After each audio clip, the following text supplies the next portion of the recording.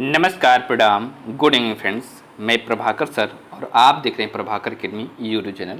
Friends, इस video में हम लोग डिस्कस करेंगे सीटेट के प्रीवियस ईयर क्वेश्चन को जो सीडीपी में पूछे गए हैं। फ्रेंड्स, ये वीडियो आपके लिए बहुत ही हेल्पफुल होने वाली है। अगर आप एग्जामिनेशन देने जा रहे हैं 14 दिसंबर या कुछ अगर ज़्यादा बच्चे हो गए तो 15 दिसंबर को भी एग्जामिनेशन होता है। मीन्स 15 दिसंबर और 14 दिसंबर दोनों को एग्जामिनेशन हो सकता है, तो उसका एग्जामिनेशन सीटेट का देने जा रहे हैं 15 दिसंबर को। तो फ्रेंड्स, ये वीडियो आपके लिए बहुत ही हेल्पफुल होगी। फ्रेंड्स, आप देखते ही भी होंगे कि सीटेट का रिजल्ट बहुत ख़राब आता है। मीन्स 15%, 10%, 8% रिजल्ट आता है। फ्रेंड्स, इसलिए मेहनत करने की ज़रूरत है, प्रीवियस ईयर क्वेश्चन को सॉल्व करने की ज़रूरत है। फ्रेंड्स, अगर इसको ऐसे प्रीवियस ईयर क्वेश्चन सारे 11 से लेकर के 2024 तक सॉल्व करा जाएगा। फ्रेंड्स, अगर सॉल्व कर लेते हैं तो आपके सीटेट में 120 प्लस नंबर जरूर आएंगे। फ्रेंड्स, तो वीडियो को स्किप न करते हुए पूरा देखिएगा और चैनल पे पहली बार विजिट करें, चैनल को सब्सक्राइब करते हुए बेल आइकन को प्रेस कर लीजिएगा फ्रेंड्स, जिससे कि आपके पास लेटेस्ट अपडेट पहुँचती रहे। फ्रेंड्स, आइए वीडियो की शुरुआत करते हैं, ध्यान से देखिएगा। इसके पहले भी मैंने वीडियो प्रोवाइड कराया है। फ्रेंड्स, अगर उसको नहीं देखे तो प्रभाकर अकेडमी यूट्यूब चैनल पे प्लेलिस्ट बना दी गई है, उसको सारे वीडियो को एक एक करके देख लीजिएगा। ओके फ्रेंड्स, आइए क्वेश्चन की शुरुआत करते हैं। क्या दिया गया है? 332 लेव वाइगोस्की का सामाजिक सांस्कृतिक परिप्रेक्ष्य अधिगम प्रक्रिया में डैश के महत्व पर जोर देता है। ऑप्शन ए अभिप्रेरणा पे, ऑप्शन बी संतुलितकरण पे, ऑप्शन सी सांस्कृतिक उपकरणों पे और ऑप्शन डी गुणारोपण पे। तो फ्रेंड्स, इसका राइट ऑप्शन होगा ऑप्शन सी सांस्कृतिक उपकरणों पे। किस पे फ्रेंड्स? राइट ऑप्शन सी सांस्कृतिक उपकरणों पे जोर देता है। नेक्स्ट, आइए इसके डिस्कशन को डिस्कस करते हैं। फ्रेंड्स, डिस्कशन क्या है, ध्यान से देखिएगा। लेव वाइगोस्की का सामाजिक सांस्कृतिक परिप्रेक्ष्य अधिगम प्रक्रिया में सांस्कृतिक उपकरणों के महत्व पर जोर देता है। वाइगोस्की ने बालक के संज्ञानात्मक विकास में समाज एवं उसके सांस्कृतिक संबंधों के बीच संवाद को एक महत्वपूर्ण आयाम घोषित किया है। वाइगोस्की का मानना है कि बच्चे समाज में उपस्थित सांस्कृतिक उपकरणों से अंतःक्रिया द्वारा अधिगम करते हैं। क्या करते हैं? अंतःक्रिया द्वारा अधिगम करते हैं। नेक्स्ट क्वेश्चन को प्रश्न करते हैं। क्वेश्चन नंबर 333 क्या है, ध्यान से देखिएगा। जीन पियाजे अपने संज्ञानात्मक विकास में कॉग्निटिव डेवलपमेंट के सिद्धांत में संज्ञानात्मक संरचनाओं को डैश के रूप में वर्णित करते हैं। ऑप्शन ए विकास का समीपस्थ क्षेत्र, ऑप्शन बी स्कीमा मनोबद्ध, ऑप्शन सी मनोवैज्ञानिक उपकरणों और ऑप्शन डी उद्दीपक अनुक्रिया संबंध। तो फ्रेंड्स, इसका राइट ऑप्शन होगा फ्रेंड्स ऑप्शन बी स्कीमा मनोबंध। क्या होगा friends? Right option B schema means पहाड़ या ढांचा। राइट ऑप्शन बी होगा। आइए नेक्स्ट इसके डिस्क्रिप्शन को डिस्कस करते हैं। डिस्क्रिप्शन क्या, ध्यान देखिएगा। जीन पियाजे अपने संज्ञानात्मक विकास सिद्धांत में संज्ञानात्मक संरचनाओं को स्कीमा मनोबंध के रूप में वर्णित करते हैं। यहाँ स्कीमा से तात्पर्य है ऐसी मानसिक संरचना से है जो व्यक्ति विशेष के मस्तिष्क में सूचनाओं को संगठित तथा व्याख्यायित करने हेतु विद्यमान होती है। पियाजे के अनुसार बालक नए कार्यों को सीखने के लिए अपने स्कीमा में संशोधन या समायोजन करता है। क्या करता है? अपने इसके मतलब जो पहले का ज्ञान है अगर वो गलत है तो उसमें संशोधन करेगा। ओके फ्रेंड्स, आइए नेक्स्ट क्वेश्चन की ओर प्रोसीड करते हैं। क्वेश्चन नंबर 334 जीन पियाजे के संज्ञानात्मक विकास के सिद्धांत में पूर्व संक्रियात्मक अवस्था में विकास का मुख्य गुण क्या होता है?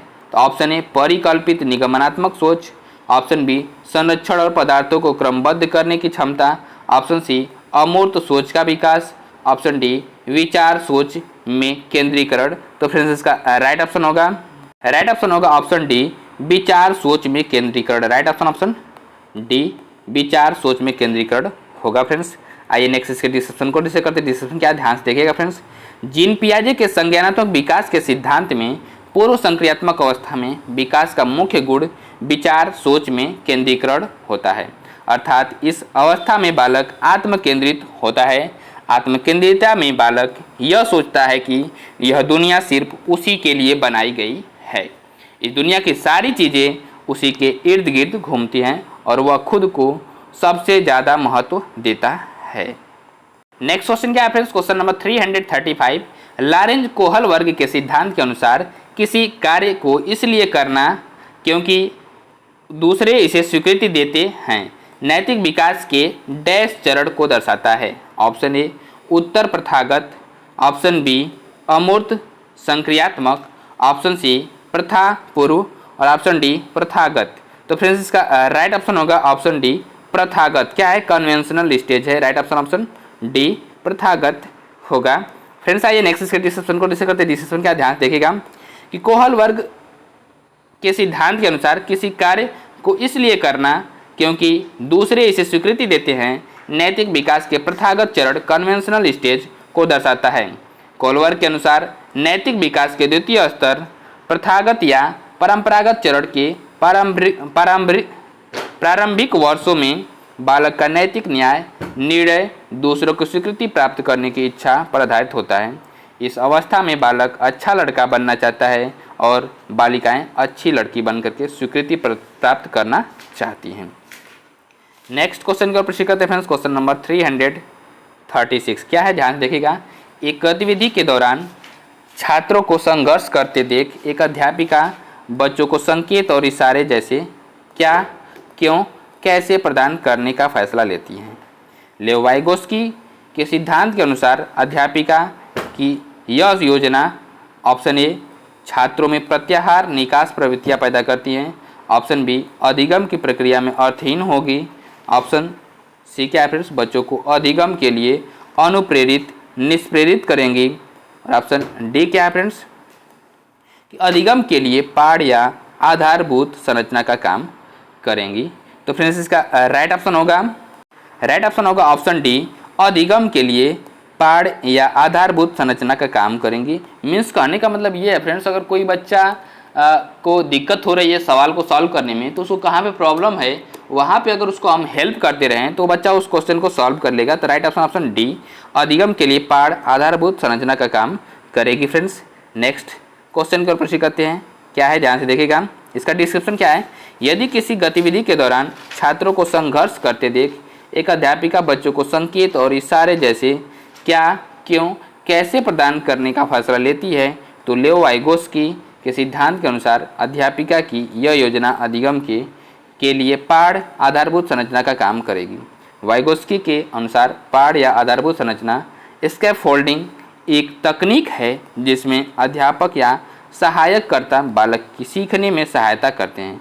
यह सहायता उनके वर्तमान निष्पादन को संभावित निष्पादन के क्षेत्र तक ले जाने में सहायक होती है। क्या क्षेत्र तक ले जाने में सहायक होती है। फ्रेंड्स नेक्स्ट क्वेश्चन को प्रश्न करते हैं। क्वेश्चन नंबर 337 क्या है? ध्यान से देखिएगा फ्रेंड्स।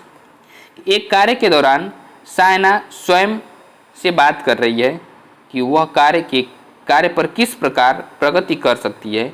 लेव वाइगोस्की के भाषा और चिंतन सोच के बारे में दिए गए विचारों के अनुसार इस तरह का व्यक्तिगत वाक्य क्या दर्शाता है। ऑप्शन ए आत्मकेंद्रिता, ऑप्शन बी मनोवैज्ञानिक विकार, ऑप्शन सी संज्ञानात्मक अपरिपक्वता, ऑप्शन डी स्वनियमन। तो फ्रेंड्स इसका राइट ऑप्शन होगा ऑप्शन डी स्वनियमन। क्या होगा फ्रेंड्स? राइट ऑप्शन डी स्वनियमन होगा। आइए नेक्स्ट इसके डिस्कशन को डिस्कस करते हैं। डिस्कशन क्या है? ध्यान देखिएगा।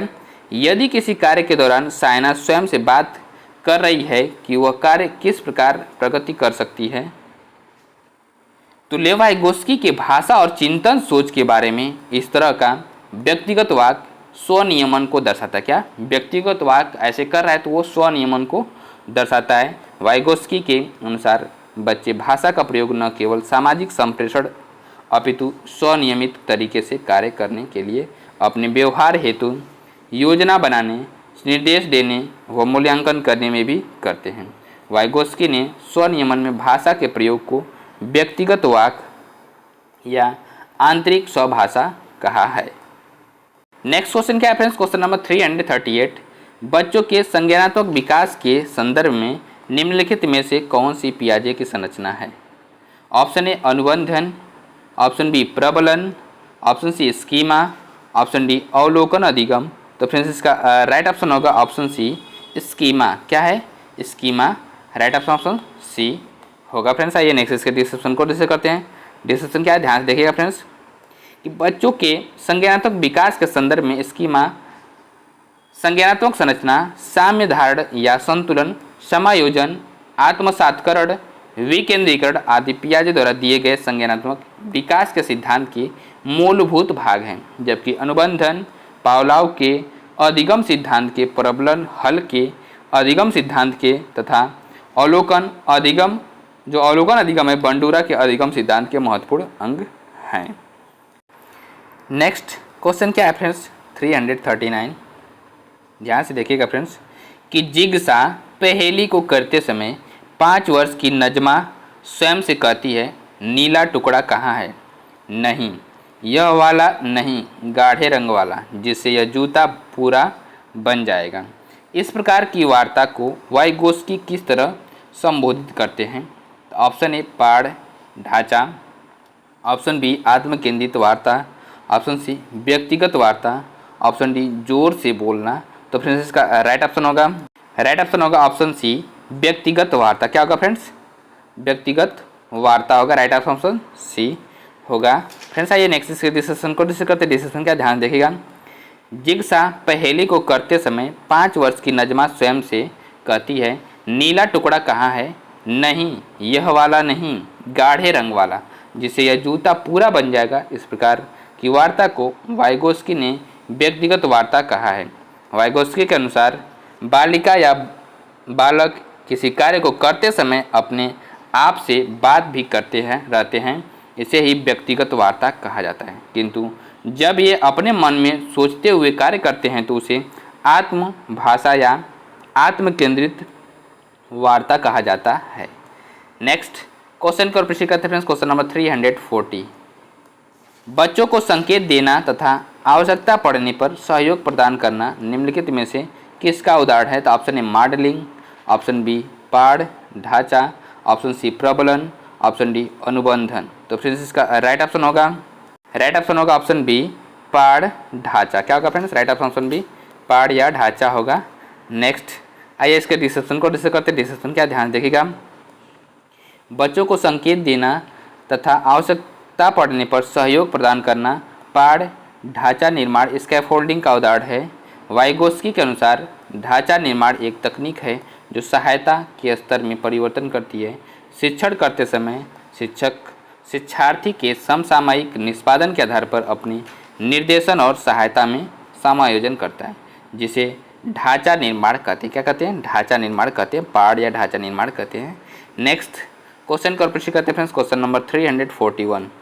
निम्नलिखित में से कौन सी लॉरेंज कोहलवर के द्वारा प्रस्तावित नैतिक विकास की एक अवस्था है?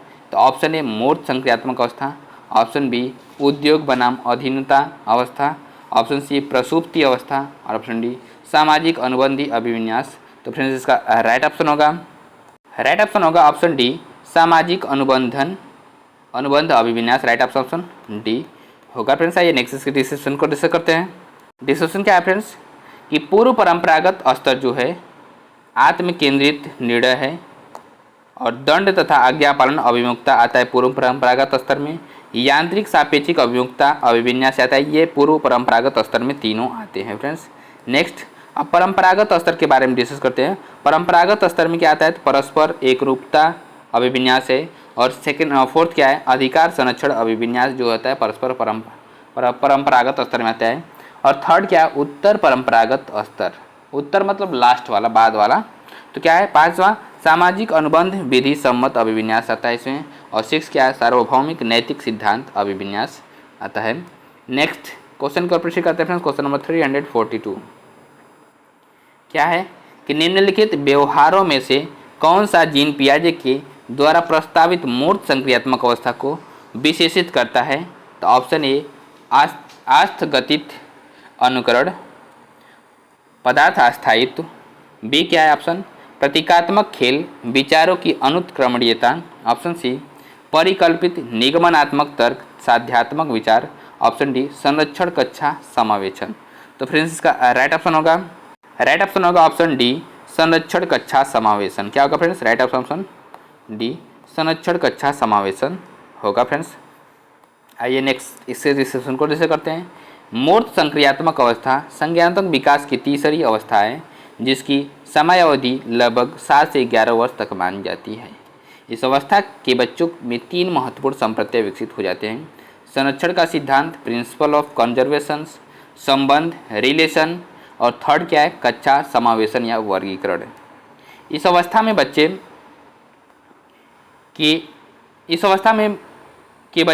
में जब संरक्षण का गुण आ जाता है तो वे समझने लगते हैं कि किसी वस्तु के आकार में परिवर्तन करने अथवा उस वस्तु को कई हिस्सों में विभाजित कर देने पर उस वस्तु के द्रव्यमान पर कोई प्रभाव नहीं पड़ता।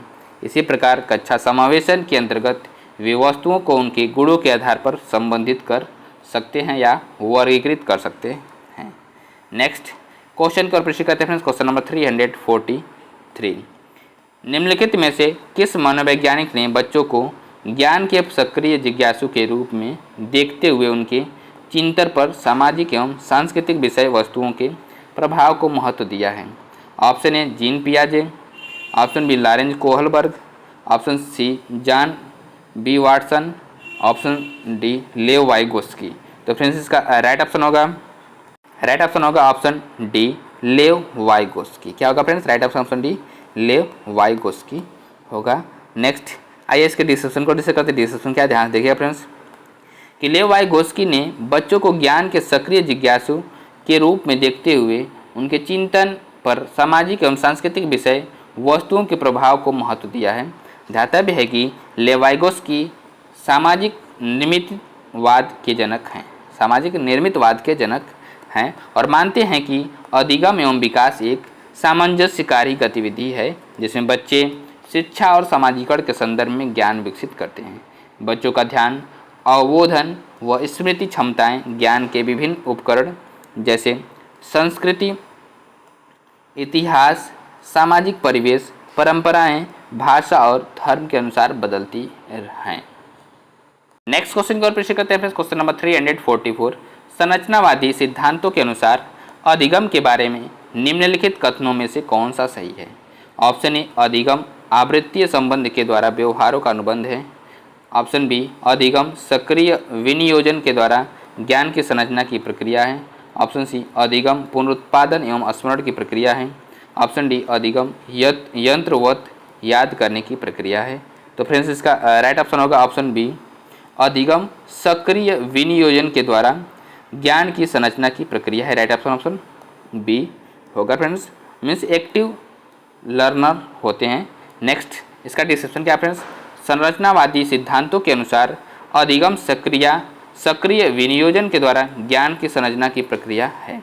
अर्थात अधिगम किसी अनुबंधन द्वारा न होकर के बल्कि एक सक्रिय ज्ञान के निर्माण की प्रक्रिया है। संरचनावादी सिद्धांतकारों में स्विस मनोवैज्ञानिक जीन पियाजे तथा रशियन मनोवैज्ञानिक लेव वाइगोस्की प्रमुख हैं और इन दोनों सिद्धांतकारों का मानना है कि ज्ञान अधिगमकर्ता द्वारा सक्रिय रह करके सृजित किया जाता है, न कि निष्क्रिय रह करके वातावरण द्वारा प्राप्त किया जाता है। मीन्स कहने का मतलब क्या है, जो बच्चा है वो सीखता है एक्टिव पार्टिसिपेटर होकर के। नेक्स्ट क्वेश्चन का प्रश्न करते हैं क्वेश्चन नंबर 345। अनेक घटनाओं के बारे में बच्चों के द्वारा बनाए गए सहजानुभूत सिद्धांतों के संदर्भ में एक शिक्षिका को क्या करना चाहिए? ऑप्शन ए बार बार याद करने के द्वारा एक सही सिद्धांत से बदल लेना चाहिए। ऑप्शन बी प्रतिकूल प्रमाण एवं उदाहरणों को प्रस्तुत करके बच्चों के इन सिद्धांतों को चुनौती देनी चाहिए। ऑप्शन सी क्या है फ्रेंड्स कि बच्चों के इन सिद्धांतों को अनदेखा करना चाहिए।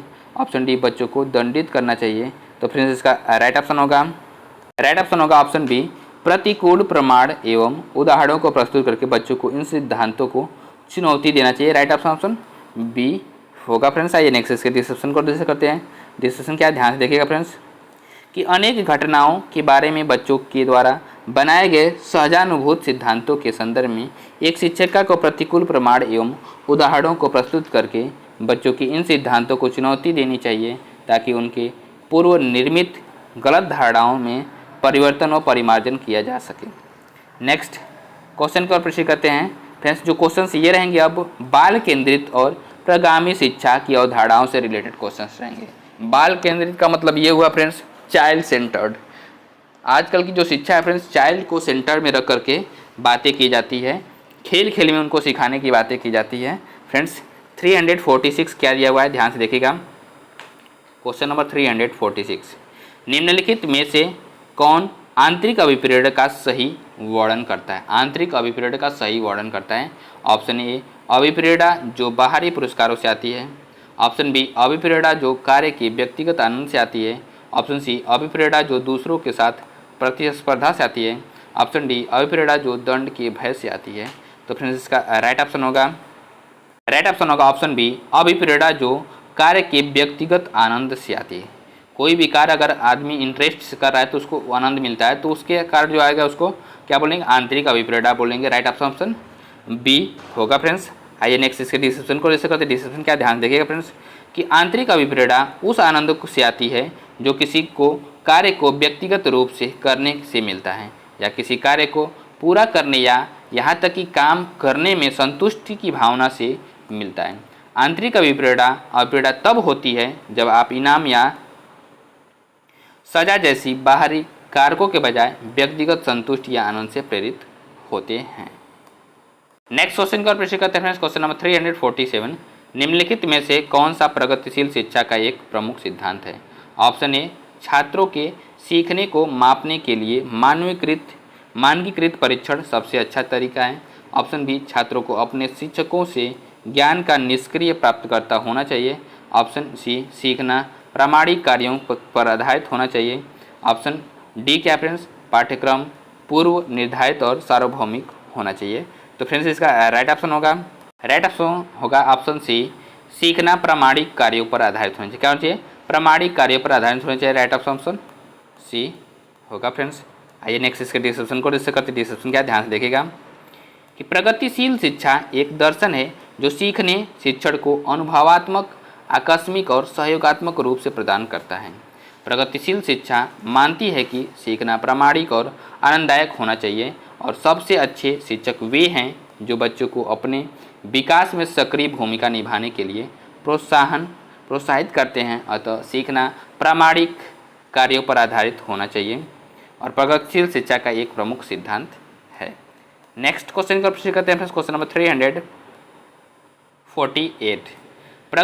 प्रगतिशील कक्षा में ऑप्शन ए बच्चों को निश्चित पाठ्यक्रम के अनुसार सीखने के लिए बाध्य किया जाता है। ऑप्शन बी बच्चे उन गतिविधियों में संलग्न होते हैं जिससे वह अपनी क्षमताओं को पा लेते हैं। ऑप्शन सी बच्चों की योग्यता के अनुसार उनका नामीकरण व पृथक्करण किया जाता है।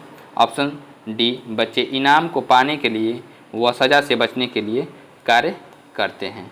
तो फ्रेंड्स इसका राइट ऑप्शन होगा ऑप्शन बी बच्चे उन गतिविधियों में संलग्न होते हैं जिससे वह अपनी क्षमताओं को पा लेते हैं। राइट ऑप्शन बी होगा। मीन्स वो सोचते हैं जिसमें उनकी करने की क्षमता होगी उसी गतिविधि को करने के लिए राजी होंगे। राइट ऑप्शन बी होगा फ्रेंड्स। आइए नेक्स्ट डिस्कशन को डिस्कस करते हैं। डिस्कशन क्या ध्यान से देखिएगा। एक प्रगतिशील कक्षा में बच्चे उन गतिविधियों में संलग्न होते हैं जिससे वह अपनी क्षमताओं को पा लेते हैं। शिक्षा एक प्रगतिशील विकासात्मक प्रक्रिया है जिसका उद्देश्य मूल्यों का निर्माण, सामाजिक समायोजन और सामंजस्यपूर्ण विकास से है। प्रगतिशील कक्षा की निम्न विशेषताएं हैं। क्या क्या विशेषताएं हैं ध्यान से देखिएगा फ्रेंड। प्रगतिशील कक्षा की प्रगतिशील कक्ष में सीखना एक सामाजिक प्रक्रिया है। क्या है? सामाजिक प्रक्रिया है। यह छात्रों को नया ज्ञान और जानकारी प्राप्त करने में सहज महसूस कराने के लिए एक लोकतांत्रिक वातावरण प्रदान करता है। थर्ड क्या है? प्रगतिशील शिक्षा ने विद्यार्थियों को पारंपरिक तरीकों से परे अवधारणाओं को सोचने या विश्लेषण करने में सक्षम बनाता है। फोर्थ क्या फ्रेंड्स? ज्ञान प्रत्यक्ष अनुभव और शिक्षकों के सहयोग से उत्पन्न होता है। ज्ञान प्रत्यक्ष अनुभव और शिक्षकों के सहयोग से उत्पन्न होता है। नेक्स्ट क्वेश्चन का प्रश्न करते हैं क्वेश्चन नंबर 349। एक प्रगतिशील कक्षा ऑप्शन ए परीक्षा केंद्रित होती है। ऑप्शन बी पाठ्य पुस्तक केंद्रित होती है। ऑप्शन सी शिक्षक केंद्रित होती है। ऑप्शन डी विद्यार्थी केंद्रित होती है। तो फ्रेंड्स इसका राइट ऑप्शन होगा ऑप्शन डी विद्यार्थी केंद्रित होती है। क्या होती है? चाइल्ड सेंटर्ड होती है प्रगतिशील कक्षा। राइट ऑप्शन डी होगा फ्रेंड्स। आइए नेक्स्ट इसके डिस्क्रिप्शन को डिस्कस करते हैं। डिस्क्रिप्शन क्या ध्यान से देखिएगा कि विद्यार्थी केंद्रित कक्षा में विद्यार्थियों की क्षमताओं, योग्यताओं और सीखने की शैलियों को ध्यान में रखा जाता है, जहां शिक्षक छात्रों को अपनी गति से अधिगम के लिए उचित वातावरण और सामग्री प्रदान करके एक सहायक के रूप में दुविधा सुविधा प्रदान करते हैं, फैसिलिटेटर होते हैं। अतः एक प्रगतिशील कक्षा विद्यार्थी केंद्रित होती है। एक प्रगतिशील कक्षा में अधिगम एक सामाजिक प्रक्रिया है। प्रगतिशील कक्षा शिक्षा के जनक जॉन डेवी हैं। प्रगतिशील कक्षा के जनक कौन, शिक्षा के जनक कौन है? तो जॉन डेवी हैं फ्रेंड्स। ये डायरेक्टली क्वेश्चन पूछा जाता है, फ्रेंड्स ध्यान से देखिएगा। नेक्स्ट क्वेश्चन की ओर प्रश्न करते हैं, क्वेश्चन नंबर 350। एक प्रगतिशील कक्षा जिसे समुन्नत करती है, तो ऑप्शन ए ज्ञान सृजन की चाह, ऑप्शन बी विद्यार्थियों में परस्पर विमुखता का भाव, ऑप्शन सी सामाजिक संदर्भों से अलगाव, ऑप्शन डी विषय वस्तु का कंठस्थीकरण। तो फ्रेंड्स इसका राइट ऑप्शन होगा ऑप्शन ए ज्ञान सृजन की चाह होती है। राइट ऑप्शन ऑप्शन ए ज्ञान सृजन की चाह को समुन्नत करती है। राइट ऑप्शन ऑप्शन ए होगा। फ्रेंड्स आइए नेक्स्ट डिस्कशन को डिस्कस करते हैं। डिस्कशन क्या ध्यान देखिएगा कि जॉन डेवी एक अमेरिकी दार्शनिक ने प्रगतिशील शिक्षा की अवधारणा का प्रस्ताव दिया है। प्रगतिशील शिक्षा जो इस बात पर बल देती है कि शिक्षण केवल करके सीखना दृष्टिकोण से सफलतापूर्वक होता है, इसलिए छात्रों को अपने वातावरण के साथ अनुकूल और अधिगम के लिए अंतःक्रिया करनी चाहिए। एक प्रगतिशील कक्षा ज्ञान सृजन की चाह समुन्नत करती है। प्रगतिशील कक्षा प्रगतिशील शिक्षा का एक भाग है जो हर बच्चे की क्षमता में विश्वास करती है और एक प्रगतिशील कक्षा में ज्ञान के निर्माण के लिए पर्याप्त अवसर प्रदान किए जाते हैं। क्या पर्याप्त बच्चे को पर्याप्त अवसर प्रदान किए जाएंगे जिससे कि उसका डेवलपमेंट अच्छे से होगा। एक प्रगतिशील कक्षा में अधिगम एक सामाजिक प्रक्रिया है। विद्यार्थियों में परस्पर विमुखता का भाव, सामाजिक संदर्भों से अलगाव और विषय वस्तु का कंठस्थीकरण एक प्रगतिशील कक्षा को समुन्नत नहीं करता है। फ्रेंड्स नेक्स्ट क्वेश्चन का प्रश्न करते हैं, क्वेश्चन नंबर 351। एक अध्यापक को अपनी शिक्षण शास्त्रीय प्रविधियों के बारे में किस प्रकृति का होना चाहिए? ऑप्शन ए दृढ़, ऑप्शन बी गैर लचीला, ऑप्शन सी लचीला, ऑप्शन डी अनजान। तो फ्रेंड्स इसका राइट ऑप्शन होगा ऑप्शन सी लचीला, सुनम्य होना चाहिए। क्या होना चाहिए? लचीला होना चाहिए, फ्लेक्सिबल होना चाहिए। राइट ऑप्शन सी होगा। फ्रेंड्स आइए नेक्स्ट इसके डिस्कशन को डिस्कस करते हैं। डिस्कशन क्या ध्यान देखिएगा। जब एक अध्यापक को अपनी शिक्षण शास्त्रीय प्रविधियों की प्रकृति लचीली रखनी चाहिए ताकि वह बच्चों की योग्यता के अनुसार सामंजस्य स्थापित कर सके। अध्यापक का प्रशिक्षित होना एक महत्वपूर्ण पहलू है। अध्यापकों को इस प्रकार से प्रशिक्षित करने का प्रयास किया जाता है कि ज्ञान तथा मूल्यों का एक पीढ़ी से अगली पीढ़ी तक इस तरह हस्तांतरण किया जाए कि उसमें शैक्षिक व विकासात्मक उत्तरदायित्वों का आरोपण किया जा सके और वे वैज्ञानिक दृष्टिकोण, सांस्कृतिक दक्षता, सोच, इनोवेटिव थिंकिंग तथा मानवीय प्रवृत्ति विकसित कर सके। इसलिए एक अध्यापक को अपने शिक्षण शास्त्रीय प्रविधि की प्रकृति को लचीला रखना चाहिए। क्या करना चाहिए? लचीला रखना चाहिए। टीचिंग मैक्सिम्स को लचीला रखना चाहिए। नेक्स्ट क्वेश्चन का प्रश्न करते हैं फ्रेंड्स, क्वेश्चन नंबर 352। प्रबल रूप से डैश शिक्षण शास्त्र विद्यार्थियों द्वारा ज्ञान के डैश में सहायक है। ऑप्शन ए बाल केंद्रित सर्जन में, ऑप्शन बी अध्यापक केंद्रित सर्जन में, ऑप्शन डी बाल केंद्रित केवल और पुनरुत्पादन, और ऑप्शन डी अध्यापक केंद्रित भंजन में। फ्रेंड्स इसका राइट ऑप्शन होगा ऑप्शन ए बाल केंद्रित होना चाहिए। क्या होना चाहिए? राइट ऑप्शन ऑप्शन ए बाल केंद्रित सर्जन में। राइट ऑप्शन ए होगा। फ्रेंड्स आइए नेक्स्ट इसके डिस्कशन को डिस्कस करते हैं। डिस्कशन क्या ध्यान देखिएगा कि प्रबल रूप से बाल केंद्रित शिक्षा शास्त्र विद्यार्थियों द्वारा ज्ञान के सर्जन में सहायक है। बालक की रुचियों, प्रवृत्तियों, योग्यताओं तथा क्षमताओं को ध्यान में रखकर शिक्षा प्रदान करना बाल केंद्रित शिक्षा कहलाती है। यह बच्चों की अभिव्यक्ति तथा उनकी सक्रिय भागीदारी को महत्व देता है, जिससे बच्चे ज्ञान का सर्जन सहज रूप से करते हैं। नेक्स्ट क्वेश्चन क्या है फ्रेंड्स, क्वेश्चन नंबर 353। अभिकथन ए दिया हुआ, असर्शन क्या दिया हुआ ए।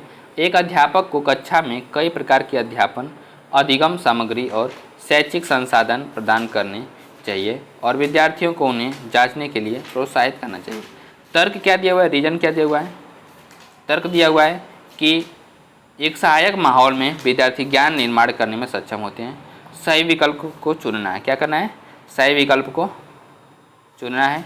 क्या है? विकल्प ए और आर दोनों सही है और आर ए की सही व्याख्या करता है।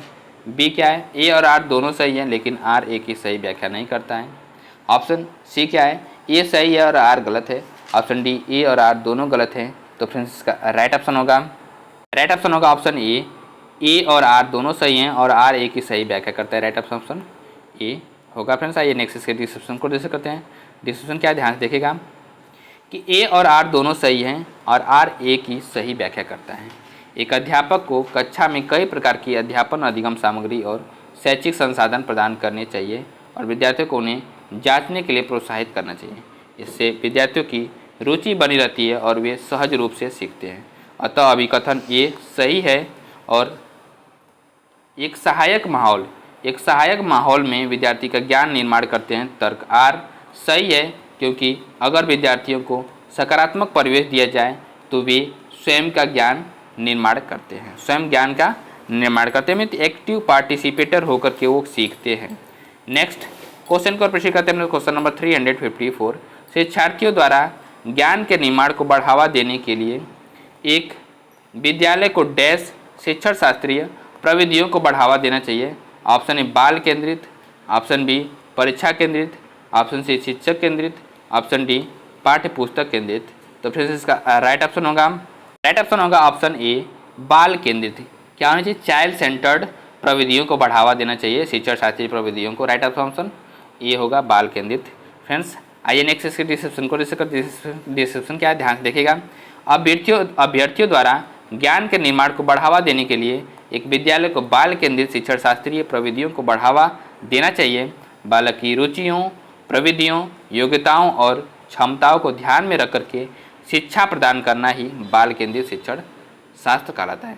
इसमें बच्चे स्वयं ज्ञान का निर्माण करते हैं और स्वयं सीखते हैं। फ्रेंड्स वीडियो को देखने के लिए बहुत बहुत धन्यवाद। और चैनल पे पहली बार विजिट करें, चैनल को सब्सक्राइब करते हुए बेल आइकन को प्रेस कर दीजिएगा फ्रेंड्स, जिससे कि आपके पास लेटेस्ट अपडेट पहुँचती रहे। फ्रेंड्स नमस्कार, गुड नाइट फ्रेंड्स।